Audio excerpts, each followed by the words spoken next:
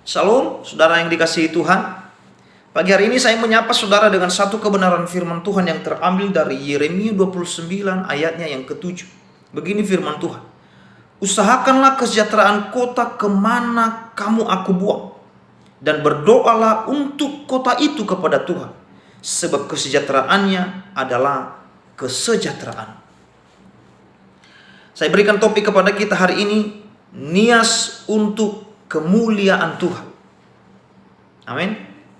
Bapak, Ibu, dan saudara dikasihi Tuhan, apa yang sedang terjadi viral di media sosial mengenai Pulau Nias hari-hari ini, baik mengenai pelarangan kuliner babi di kota Gunung Sitoli, pendirian masjid yang sudah terjadi di berbagai daerah, pendirian gedung sekolah, dan juga rencana pernikahan massal yang dilakukan di Nias Selatan yang sudah digadang-gadang oleh agama sebelah. Bapak, Ibu, dan saudara dikasihi Tuhan, tentunya ini kita tidak bisa biarkan. Sebab kalau ini terjadi, maka keluarga kita, handai tolan kita yang ada di Pulau Nias akan kehilangan iman percaya mereka kepada Yesus. Kebenaran firman Tuhan hari ini mengingatkan kita untuk berdoa bagi kota di mana Tuhan membuang kita. Saudara, Nias berbicara keluarga kita. Orang-orang yang kita cintai ada di sana. Dan kalau kita membiarkan apa yang sedang terjadi hari-hari ini, kita menutup mata, kita menutup telinga, dan berpangku tangan tidak mau tahu dengan apa yang terjadi, besok-besok kita akan mendengar berita bahwa keluarga kita sudah beralih iman dari percaya Yesus, percaya kepada Allah lain.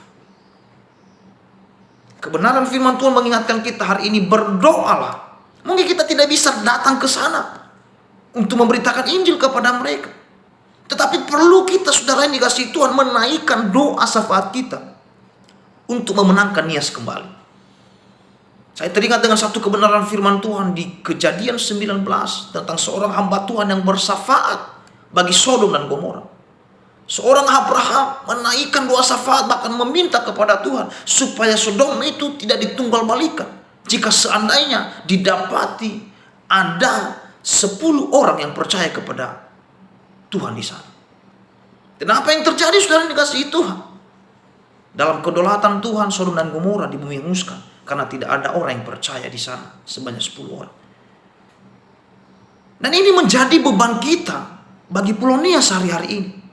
Berdoa, saudara, bukan hanya sekedar berdoa, tapi ada hati yang terbeban, hati yang menangis, hati yang penuh dengan kepedulian dengan apa yang terjadi di Nias hari-hari ini.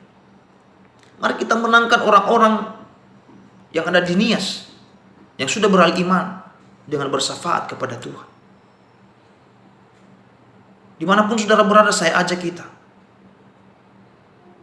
mari kita menjadikan Pulau Nias menjadi pokok doa kita dimanapun kita berada. Sehingga orang yang sudah meninggalkan iman mereka karena iming-iming harta, iming-iming pernikahan, iming-iming pendidikan, mereka kembali kepada jalan yang Tuhan tentukan, yaitu jalan keselamatan melalui Tuhan kita Yesus Kristus.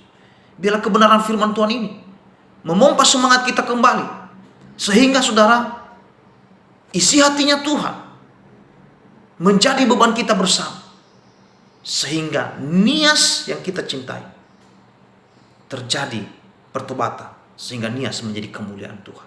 Terpuji nama Tuhan. Tuhan Yesus memberkati. Shalom.